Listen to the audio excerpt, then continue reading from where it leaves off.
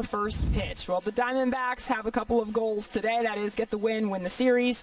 Also even this homestand at 3-3. They've played much more competitive baseball this week for sure, particularly earlier in the week. We saw them against the LA Dodgers, and now the Mariners as we bring in Steve Berthiaume and Bob Brenly just down on press row. Guys, Luke Weaver today, for him personally, I know he's just got the one win so far this year.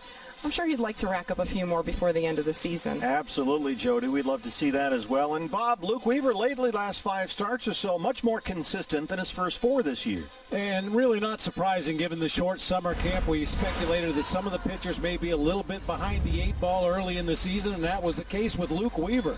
First 4 starts, he was 0-3 with an ERA approaching 12, opponent's batting average over 350, but over his last 5 starts, he's been considerably better. You'd like to see him miss a few more bats. In 36 2/3 innings this year, he's given up 47 base hits. His last 2 starts coming against the Dodgers. The Mariners lineup not quite what the Dodgers present for the opposing pitcher. He's up against Justin Dunn, as Webby and Jody just mentioned. This is a good-looking young pitcher. He's won a lot of games lately. Yeah, relies mostly on a fastball-slider combination. As Webby said, he'll mix in the occasional changeup. This guy does not throw particularly hard. His best fastball's right around 91, 92.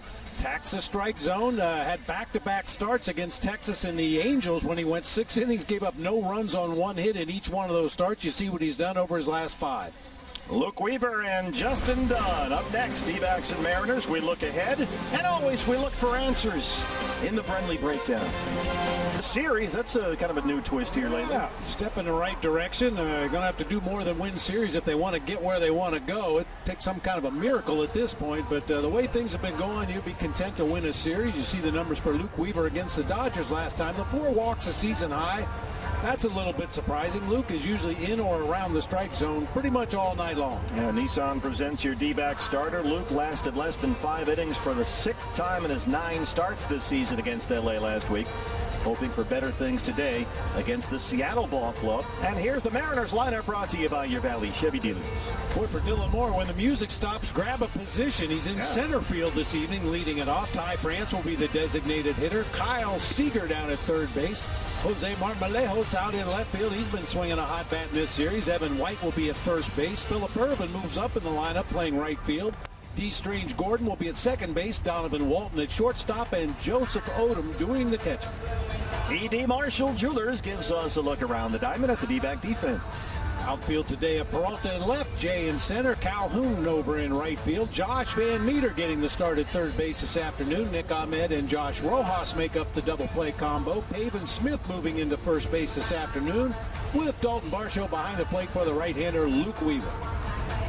Our first look at Josh Van Meter at third base. We've seen him a couple of times. Josh Rojas will lead it off, playing second base this afternoon. Josh Van Meter will be at third base. Christian Walker is the designated hitter this afternoon. Cole Calhoun will be out in right field.